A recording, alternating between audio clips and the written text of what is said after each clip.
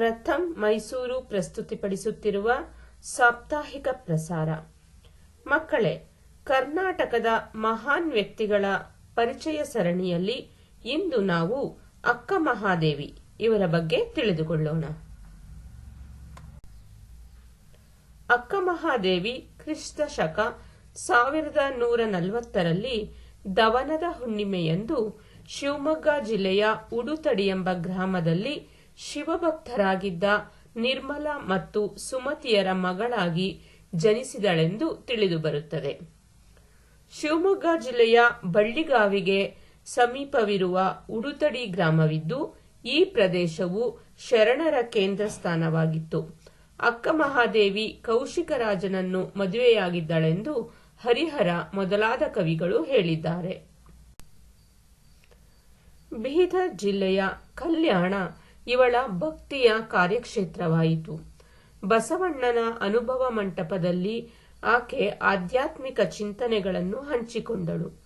ಅನುಭವ ಮಂಟಪದ ಸಂಘದಲ್ಲಿ ಅಪಾರ ಭಕ್ತಿಜ್ಞಾನವನ್ನು ಉಣಬಡಿಸುತ್ತಾಳೆ.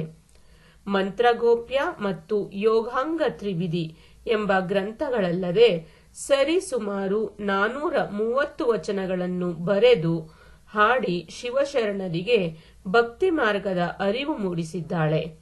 ಅನುಭವ ಮಂಟಪದ ಸಂಗತ್ಯದಲ್ಲಿ ಶಿವನಲ್ಲಿ ಐಕ್ಯವಾಗಲು ಸಾಧ್ಯವಾಗದೆಂದು ತಿಳಿದ ಅಕ್ಕ ಮಹಾದೇವಿ ಶ್ರೀಶೈಲ ಕದಳೀವನದ ಗುಹೆಯಲ್ಲಿ ತನ್ನ ನೆಚ್ಚಿನ ಚೆನ್ನಮಲ್ಲಿಕಾರ್ಜುನನಲ್ಲಿ ಐಕ್ಯವಾಗುತ್ತಾಳೆ. ಅಕ್ಕ ಮಹಾದೇವಿಯವರ ವಚನಗಳು. ಬೆಟ್ಟದ ಮೇಲೊಂದು ಮನೆಯ ಮಾಡಿ ಮೃಗಗಳಿಗಂಜಿದೊಡೆಂತಯ್ಯ, ಸಮುದ್ರದ ತಡಿಯಲೊಂದು ಮನೆಯ ಮಾಡಿ ನೊರೆ ತೆರೆಗಳಿಗಂಜಿದೊಡೆಂತಯ್ಯ, ಸಂತೆಯೊಳಗೊಂದು ಮನೆಯ ಮಾಡಿ ಶಬ್ದಕ್ಕೆ ನಾಚಿದೊಡೆಂತಯ್ಯ, ಚೆನ್ನಮಲ್ಲಿಕಾರ್ಜುನ ದೇವ ಕೇಳಯ್ಯ, ಈ ಲೋಕದೊಳಗೆ ಹುಟ್ಟಿದ ಬಳಿಕ ಸ್ತುತಿ ನಿಂದೆಗಳು ಬಂದರೆ ಮನದಲ್ಲಿ ಕೋಪವ ತಾಳದೆ ಸಮಾಧಾನಿಯಾಗಿರಬೇಕು.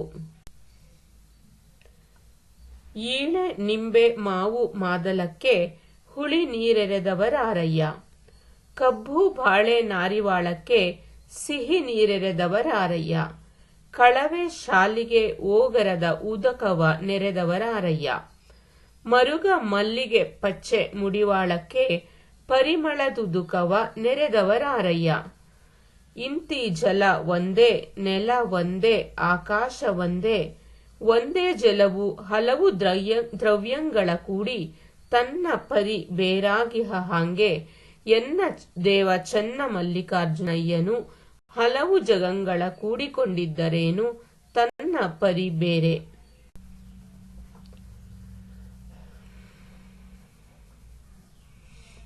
ತನು ಕರಗದವರಲ್ಲಿ ಮಜ್ಜನವನೊಲ್ಲೆಯಯ್ಯ ನೀನು, ಮನ ಕರಗದವರಲ್ಲಿ ಪುಷ್ಪವನೊಲ್ಲೆಯಯ್ಯ ನೀನು, ಹದುಳಿಗರಲ್ಲದವರಲ್ಲಿ ಗಂಧಾಕ್ಷತೆಯ ನೊಲ್ಲೆನಯ್ಯ ನೀನು, ಅರಿವು ಕಣ್ತೆರೆಯದವರಲ್ಲಿ ಆರತಿಯ ನೊಲ್ಲೆಯಯ್ಯ ನೀನು, ಭಾವಶುದ್ಧವಿಲ್ಲದವರಲ್ಲಿ ಧೂಪವನೊಲ್ಲೆಯಯ್ಯ ನೀನು, ಪರಿಣಾಮಿಗಳಲ್ಲದವರಲ್ಲಿ ನೈವೇದ್ಯವನೊಲ್ಲೆಯಯ್ಯ ನೀನು, ತ್ರಿಕರಣ ಶುದ್ಧವಿಲ್ಲದವರಲ್ಲಿ ತಾಂಬೂಲವನೊಲ್ಲೆಯಯ್ಯ ನೀನು, ಹೃದಯ ಕಮಲ ಅರಳದವರಲ್ಲಿ ಇರಲೊಲ್ಲೆಯಯ್ಯ ನೀನು, ಎನ್ನಲ್ಲಿ ಏನುಂಟೆಂದು ಕರಸ್ಥಲವ ನಿಂಬುಗೊಂಡೆ ಹೇಳ.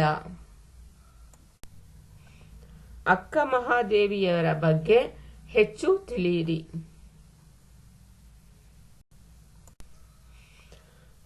ಕೆಲವು ಚಟುವಟಿಕೆಗಳು. ಅಕ್ಕ ಮಹಾದೇವಿಯವರ ವಚನಗಳನ್ನು ಹಾಡಿರಿ. ಅವರ ವಚನಗಳ ಬಗ್ಗೆ 4 ಮಾತುಗಳನ್ನು ಆಡಬಲ್ಲಿರಾ? ಅಕ್ಕ ಮಹಾದೇವಿಯರ ಚಿತ್ರ ಬಿಡಿಸಿರಿ. ಅಕ್ಕ ಮಹಾದೇವಿಯರ ಯಾವ ಗುಣ ನಿಮಗೆ ಇಷ್ಟವಾಯಿತು, ಯಾಕೆ? ಅಕ್ಕ ಮಹಾದೇವಿಯರ ಜೀವನದ ಬಗ್ಗೆ ಮಾತನಾಡಿ.